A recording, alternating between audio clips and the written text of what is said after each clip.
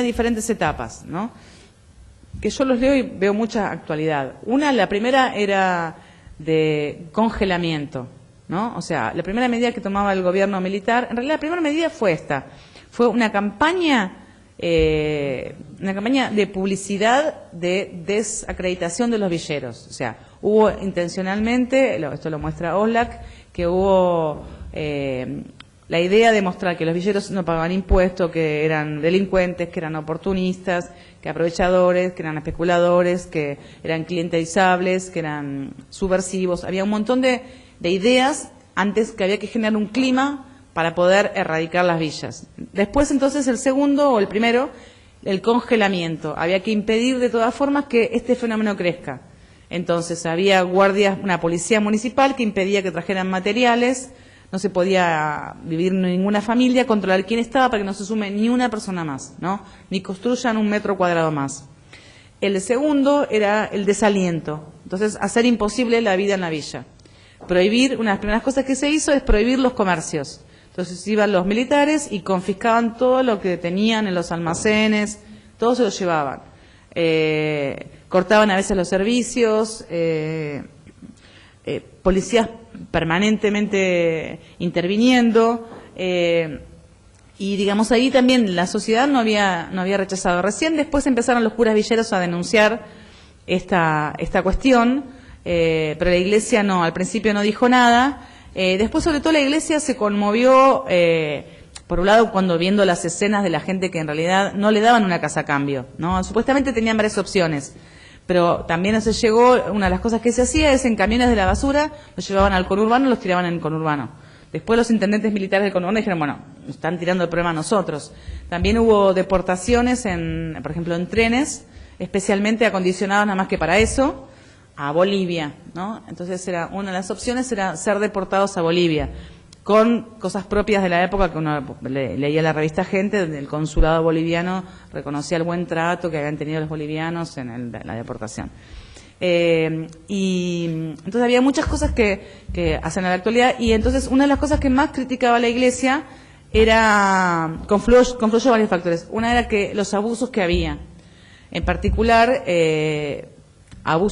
había abusos económicos y de otro tipo. Uno era que con dinero se podían traer materiales, se podían hacer unas cosas. Entonces los empleados municipales que estaban encargados del control estricto de esto, había mucha corrupción. Después había otro fenómeno que está muy poco trabajado, que es el tema de las violaciones a las mujeres, y también para permanecer favores sexuales, y también después represión física, digamos. A veces destruían casas con chicos adentro, una parte de la casa, le destruían la mitad. Entonces, cuando alguien volvía de trabajar, o la policía, desaparición de todos los dirigentes villeros.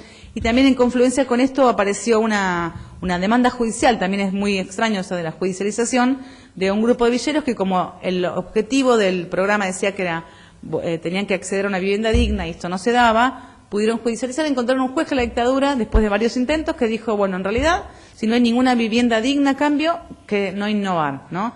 Ya estaba prácticamente erradicada toda la villa, y justamente la Iglesia denunciaba esto había 3 siglas, una era 2C y una P, coima, cama y palo. Eso es lo que denunciaba la Iglesia en la dictadura, y finalmente se terminó esto. Y era ya en un contexto donde, a nivel internacional, en el 76, en Vancouver, la primera reunión de UNHABITAT planteaba que la solución a estos asentamientos eran que el Estado no debía erradicar, que eso no era ninguna solución, sino que en realidad, también muy inspirado en el libro de John Turner o de Ardoy, que se llama Ciudad Legal y Ciudad Ilegal, en que el Estado debería poner sus esfuerzos en apoyarlos en lo que están haciendo, impulsar formas de mejoramiento, que tenían la ventaja para los estados que no implicaban el mismo costo que una vivienda, porque acá también a veces hay una cuestión de qué es más costoso.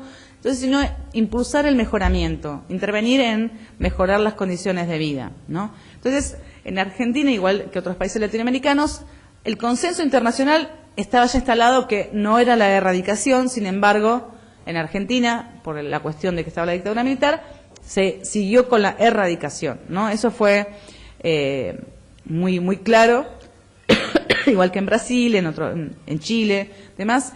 En cambio, después cuando en el 83 se recuperó la democracia, apareció muy claramente, el discurso cambió. O sea, ya no era más la erradicación, sino la radicación, ¿no? En el gobierno de Alfonsín no hubo mucha política concreta respecto de eso. Hubo sí un hecho simbólico, que fue justamente estos 5 asentamientos que comenzaron en el final de la dictadura, que Alfonsín dijo que los iba a regularizar, iba a expropiar las tierras para darle a la gente que habitaba en esos asentamientos.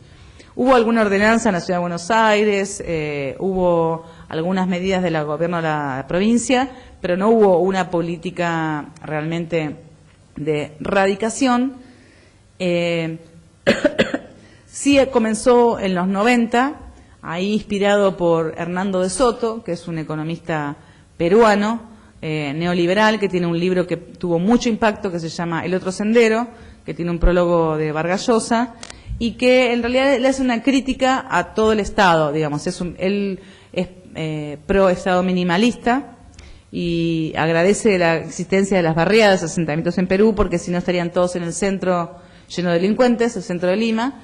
Entonces, bueno, en parte tiene un aporte estos asentamientos, y entonces él lo que hace una crítica muy fuerte al Estado y analiza situaciones de informalidad en el transporte, en el comercio, y respecto a la informalidad de asentamientos, de las barriadas o los pueblos jóvenes en Perú, lo que propone es una política masiva de regularización dominial, porque la hipótesis era que había un capital muerto, que eran estos edificios en los asentamientos, que en realidad podían ser incorporados a la economía urbana como un motor.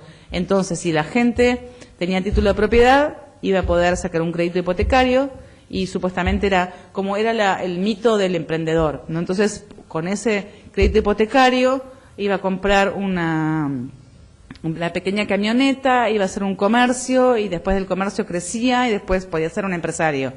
La mujer podía comprar una máquina de coser hipotecando su casa, después compraba máquina de coser, después una pequeña empresaria. Esa era un poco a dónde apuntaba. Hay un montón de estudios, yo hice uno también con un holandés, que muestran que esto no se dio, primero en realidad por 2 razones: que la gente nunca iba a hipotecar su casa, porque después de, si lo había conseguido, era un bien más importante, no estaba dispuesto a hipotecarlo. Y segundo, tampoco los bancos le iban a dar ningún crédito, porque era un asentamiento, de última que tenga el título, era una vivienda muy precaria, y entonces este fenómeno no se dio. Y además la hipótesis era que este capital muerto era un capital muerto que había incorporado a la economía. Esa era la cuestión central. Pero más allá de eso fue lo que generó un espíritu de regularización dominial masiva. De hecho, en Perú, en pocos años, entregaron 1 millón de títulos de propiedad a la gente, ¿no?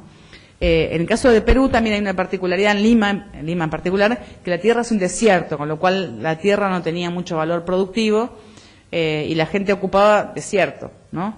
Pero igual tuvo un problema, porque lo que se había hecho es como un registro de propiedad en paralelo. Entonces no tenía, bueno, después la crítica fue del Banco Mundial de que en realidad no puede haber 2 registros de propiedad, uno de informales regularizados y otro de vivienda de propiedad, tenía que ser una sola. Pero esto impulsó muchas políticas de regularización dominial, entre ellos en Argentina, con lo que se conoce popularmente como Programa Arraigo, que era la Comisión Nacional de Tierras Fiscales, Comisión de Tierras Fiscales Nacionales, que era conocido como Programa Arraigo, que tenía y se fundamenta en lo mismo que dice De Soto, de que también la gente, si tenía la propiedad, iba a invertir más en su casa. Eso no está aprobado, tampoco es así, porque a veces es al revés, la gente construye más rápidamente para que es más difícil que lo desalojen. Entonces también no hay muy claro respecto de esos. Hay un estudio muy polémico, me acordé ahora que el otro día hablábamos, de la gente de la Ditela, que había hecho lo que se llama un experimento natural, que es la mitad de un barrio, justo también entre los primeros de Quilmes. La mitad del barrio se regularizó, la otra mitad no, por una cuestión de quién eran los propietarios, ¿no? Entonces hicieron un estudio comparativo. Yo soy muy crítica de ese estudio porque, bueno, ellos querían ver los efectos positivos de la regularización dominial y encontraban como que había mejor escolarización de que se tenían menos hijos, con lo cual en chiste decíamos que era anticonceptivo el título de propiedad, y también incluso decían que había mejorado el embarazo, había mejorado en el sector regularizado, había mejorado el embarazo adolescente. Yo estuve en una presentación de ellos y además de que presentaron la devolución al barrio Quilmes en inglés porque no tuvieron tiempo de traducirlo al español, digamos, era un caso de diferencia en el embarazo adolescente. Entonces, para mí, digamos, tiene efectos positivos, pero no tiene por qué. ¿Y por qué hay que pedirle que pase ahí? Ellos eran una mirada muy cuantitativista, que personalmente no comparto, porque podía haber muchos factores, digamos, que en ciencias sociales no se puede hacer una cosa tan matemática. A lo mejor los que iban a la escuela de ese lado era mejor la escuela, pues tenían un poquito menos de repitencia, igual eran todos términos muy pequeños, ¿no? Pero bueno, entonces es un tema de mucho debate apasionado, y entonces en Argentina comenzó el programa Arraigo, digamos, con muchas dificultades. En el interior tuvo mejor resultado, y en la provincia de Buenos Aires y en la capital se implementó de la peor forma posible, porque lo que se hizo fue dar en bloque la propiedad, se la tasaba por el Ministerio de Economía, en bloque se le entregaba a los habitantes, pero siempre por medio de una organización social. Si no la había, la creaban, una cooperativa. En general creaban, cuando no existía, la creaban cooperativas. Entonces, esta cooperativa era la encargada de juntar el dinero de toda persona por persona y pagarla en una cuenta mes a mes de lo que correspondía a la totalidad del costo del suelo, que en general era todo menos la mejora. ¿Qué pudo haber pasado? ¿Qué imaginan si yo soy la presidenta de la cooperativa, les cobro mes a mes todo el dinero y les digo que fui al Banco Nación, al Banco Ciudad y pagué? ¿Qué puede haber pasado? Ya se ríen. Un día no me vieron más, después de 8 meses, y eso sucedió, digamos, y ahí cambió después de como 5 años, y la gente pagó chequeras individuales, ¿no? Y después en algunos casos, como la Villa 21-24, la gente pagó las calles, la escuela, el centro cultural, la iglesia, incluso pagó la tierra que ocupa un privado. Antonio Alegre, el dirigente de Boca, tenía una empresa que ocupaba en esas tierras, en asentamientos, ¿no? De asentamiento también para sacar mitos, ¿no? Hay empresas que ocupan también suelo, mucho más de lo que creemos, suelo público. Entonces, en todos lados. Entonces acá aparece esta experiencia. En los 90 se centró sobre todo en regularización dominial, ¿no? Que ahí, digo, hay no solamente el factor de Soto, sino que para mí se articularon diferentes cosas. Una, el paradigma internacional planteaba, ya estábamos en los 90, si después de 20 años no habíamos incorporado, o 15 años no habíamos incorporado el paradigma de Naciones Unidas, era más difícil. También había demanda de la gente por regularización dominial, en particular de los asentamientos. También ahí el Estado tenía una ventaja, que al dar tierra que no tenía ningún valor, ni podía cobrar impuestos porque estaba ocupada, no la podía, como otras tierras fiscales nacionales, entregarla como hizo al privado, o venderla al privado a precio vil. Entonces, en realidad, si la daba la gente podía comenzar a pagar impuestos. Entonces, por un montón de estas razones juntas, se hizo este programa Arraigo.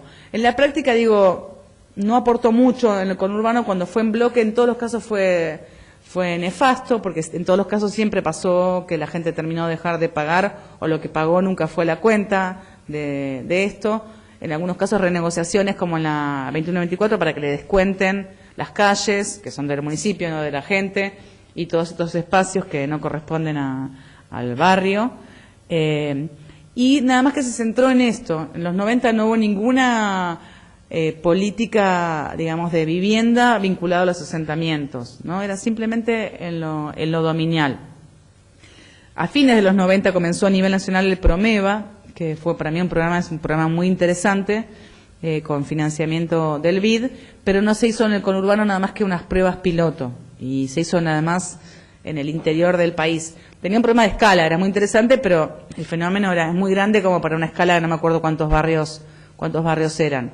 Y entonces recién, sí, en algunos casos los municipios había habido en los 80 y pico, y algunos en los 90, algunos pequeños programas, sobre todo en la zona norte, de urbanización de villas como en La Cava o Las Flores en Vicente López, que, como siempre, que también es muy importante, como me pasa, digo, en el país muchas veces, eran 5 etapas, y se hizo la mitad de la primera. Eran 4 etapas, en otro y se hizo la cuarta parte de la primera. Eran 3 etapas, en otro barrio y se hizo nada, ¿no? Entonces, también cuando comenzaron después nuevos programas, la gente, digamos, no creía, o una desesperación muy grande por, digamos, yo si me dicen eso, me voy a matar para estar en la primera etapa, porque la segunda, quién sabe, hay recambio político, crisis económica, digamos, ya tenían experiencia acumulada de que cuando había 5 etapas nunca jamás se llega a la quinta, ¿no? Entonces, acá cambió muy fuerte la idea, primero porque era urbanización, que bueno, podemos reurbanización con vivienda, ¿no?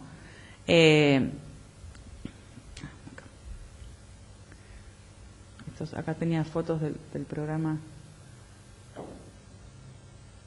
Bueno, acá están en las etapas históricas. Estas son la dictadura. Esto es de vuelta a Soldati.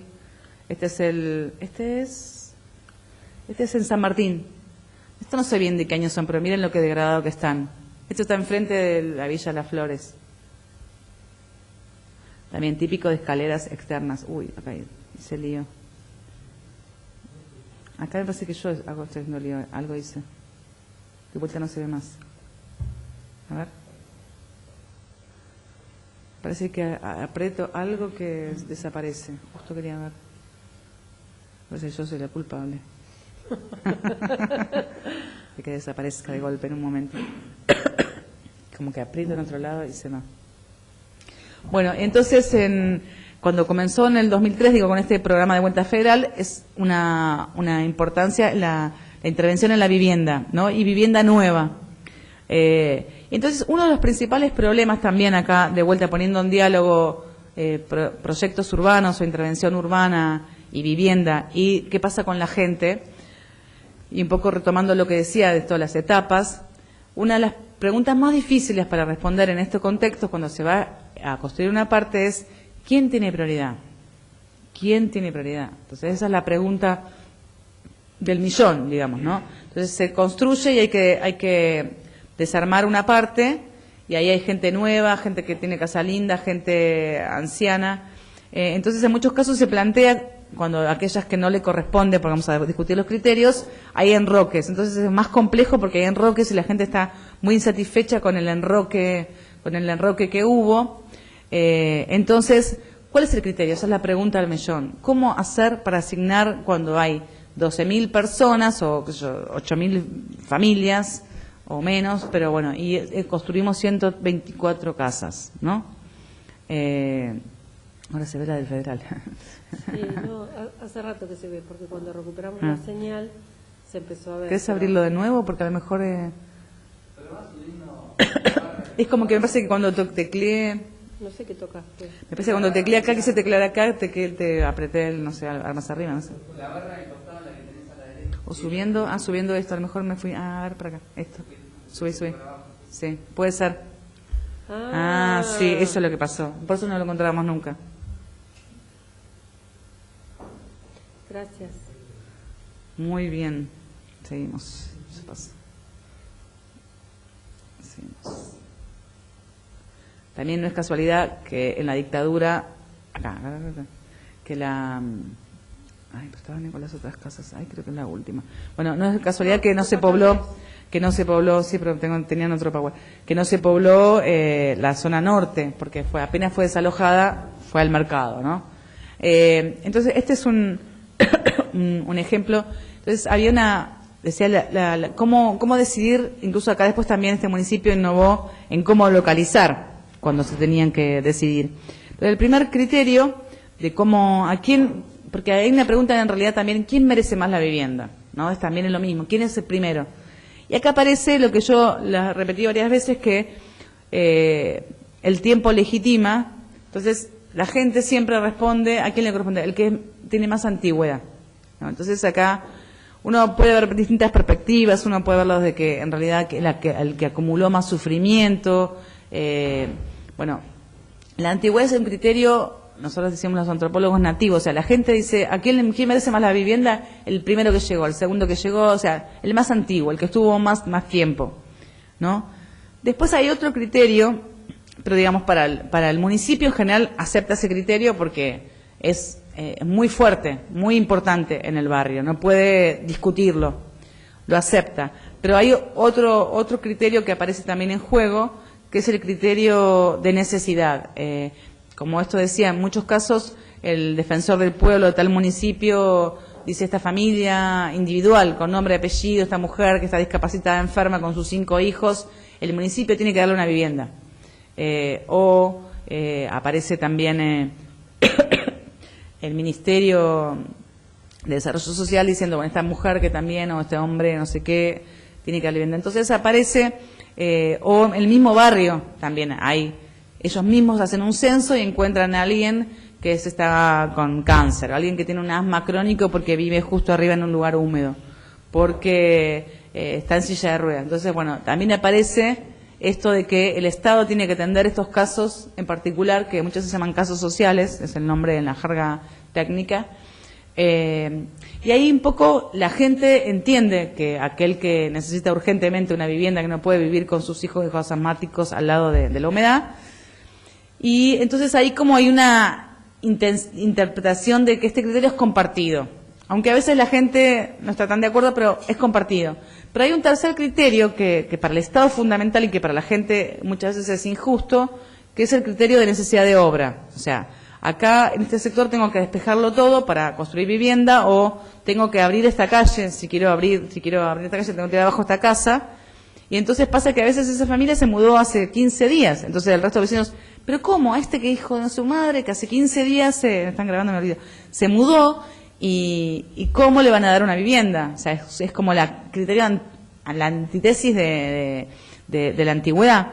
Entonces, ahí tiene que jugar el municipio, a veces con enroque, o a veces también con darle la vivienda a aquel que está ahí, porque necesita, si no, no puede, se traba toda la obra, ¿no? Entonces, acá vemos como hay una complejidad muy fuerte respecto de a quién le toca primero, ¿no? Y después incluso también una paradoja, porque a los más antiguos le toca primero, y yo entrevisté varios casos en que ¿qué suele suceder? Que a veces las personas mayores no se quieren mudar al conjunto de planta baja de 3 pisos o a la nueva casa, porque ahí tienen su patio, tienen su perro, tienen su planta, tienen a su vecina, o sea, no quieren, están muy arraigados a ese lugar. Entonces en muchos casos se lo dejan a los hijos o a los nietos o a los bisnietos también en algunos casos, ¿no?